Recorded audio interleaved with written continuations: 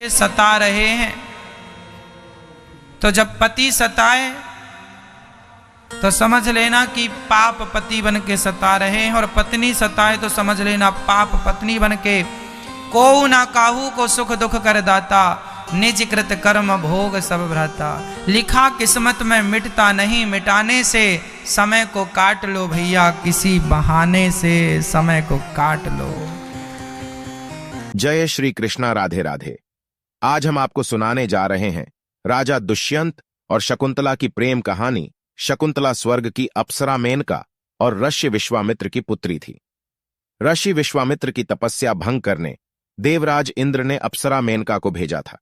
मेनका ने अपने रूप और यौवन से ऋषि विश्वामित्र की तपस्या भंग कर दी और दोनों के संसर्ग से शकुंतला का जन्म हुआ। जन्म उपरांत ही मेनका ने शकुंतला का त्याग कर उसे वन में छोड़ दिया। शकुंत नामक पक्षी से नवजात शकुंतला की रक्षा कर कण्व ऋषि अपने आश्रम ले आए और पक्षी के नाम पर उसका नाम शकुंतला रख दिया। आश्रम में ही शकुंतला का पालन पोषण हुआ। युवा होने पर शकुंतला अपनी मां मेनका की तरह ही रूपसी हुई। एक दिन आखेट खेलते हुए हस्तिनापुर नरेश दुष्यंत वन में आए और कण्व ऋषि के दर्शन की अभिलाषा में उनके आश्रम पधारे। द्वार से ही उन्होंने ऋषि को पुकारा।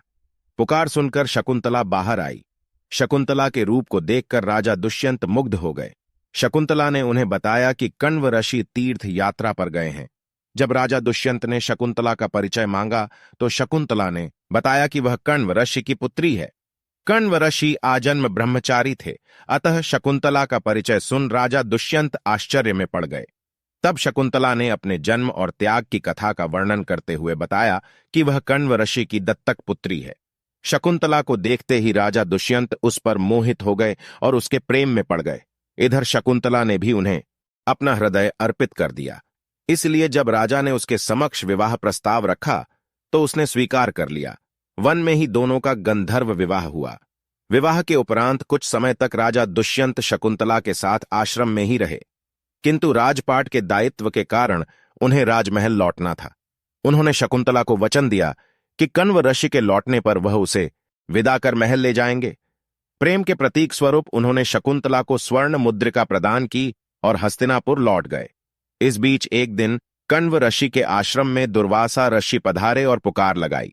राजा दुष्यंत के विचारों में खोई शकुंतला उनकी पुकार सुन नहीं पाई, जिसे दुर्वासा ऋषि ने अपना अपमान समझ लिया और शकुंतला को श्राप दे दिया कि जिस किसी के ध्यान में लीन होकर तूने मेरा अपमान किया है वह तुझे भूल जाएगा। दुर्वासा ऋषि का श्राप सुनकर शकुंतला का ध्यान टूटा और वह अपने विचारों की दुनिया से बाहर आई। वह ऋषि के चरणों में गिर पड़ी और क्षमा याचना करने लगी। तब दुर्वासा ऋषि का हृदय द्रवित हुआ और उन्होंने कहा कि मैं अपना श्राप वापस तो नहीं ले सकता, किंतु तुम्हें ये आशीर्वाद देता हूं कि तुम्हारे प्रेम का प्रतीक चिन्ह देखकर तुम्हारे प्रेमी को तुम्हारा पुनः स्मरण हो आएगा। समय व्यतीत हुआ और कण्व ऋषि तीर्थ से आश्रम लौट आए। उनके वापस आने के पूर्व ही शकुंतला गर्भवती हो चुकी थी। उसने कण्व ऋषि को राजा दुष्यंत और स्वयं के गंधर्व विवाह के संबंध में पूरी बात बता दी। कण्व ऋषि उससे बोले कि विवाहित कन्या का अपने पिता के पास रहना उचित नहीं है, उसे अपने पति के घर जाना चाहिए, और उन्होंने एक शिष्य के साथ शकुंतला को राजा दुष्यंत के पास भिजवा दिया। हस्तिनापुर जाने के मार्ग में राजा दुष्यंत द्वारा शकुंतला को दी हुई स्वर्ण मुद्रिका पानी पीते हुए सरोवर में गिर पड़ी और एक मछली ने उसे निगल ली। जब शकुंतला राजमहल पहुंची तो राजा दुष्यंत ने उसे पहचानने से इनकार कर दिया।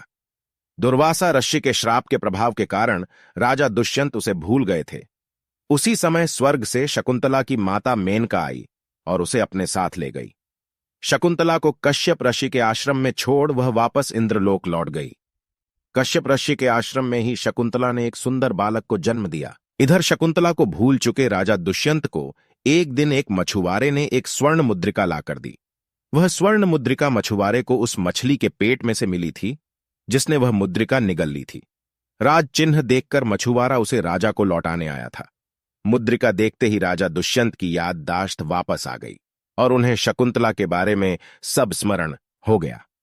उन्होंने तुरंत सैनिकों को शकुंतला को ढूंढने भेजा, किंतु वे उसे ढूंढ न सके। स्वर्ग में देवासुर संग्राम छिड़ा हुआ था। देवराज इंद्र के निमंत्रण पर राजा दुष्यंत उनकी सहायता हेतु इंद्र की नगरी अमरावती गए। युद्ध में विजयी होने के उपरांत वे आकाश मार्ग से वापस लौट रहे थे कि उन्हें कश्यप ऋषि का आश्रम दिखाई पड़ा और वे उनके दर्शन के लिए रुक गए। आश्रम के आंगन में राजा दुष्यंत को एक सुंदर बालक खेलते हुए दिखा, जिसे देख उनका प्रेम उमड़ आया।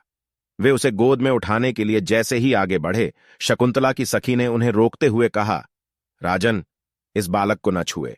जो भी इसे छुएगा, इसकी भुजा में बंधा काला धागा नाग बनकर उसे डस लेगा। किंतु राजा दुष्यंत स्वयं को न रोक सके और बालक को अपनी गोद में उठा लिया। गोद में उठाते ही बालक की भुजा में बंधा काला धागा टूटकर गिर पड़ा। शकुंतला की सखी को पता था कि जब भी बालक का पिता उसे अपनी गोद में उठाएगा तो उसकी भुजा में बंधा काला धागा टूटकर गिर जाएगा। उसने जाकर शकुंतला को पूरी बात बता दी। शकुंतला राजा दुष्यंत के पास गई तो वे उसे पहचान गए। क्षमा याचना कर उन्होंने उसे राजमहल चलने को कहा। शकुंतला मान गई। फिर कश्यप ऋषि की आज्ञा लेकर वे हस्तिनापुर लौट आए। राजा दुष्यंत और शकुंतला के पुत्र का नाम भरत था। इस तरह दोनों की प्रेम कहानी पूर्ण हुई। वीडियो पसंद आया हो तो वीडियो को लाइक और चैनल को सब्सक्राइब कर लीजिए। धन्यवाद।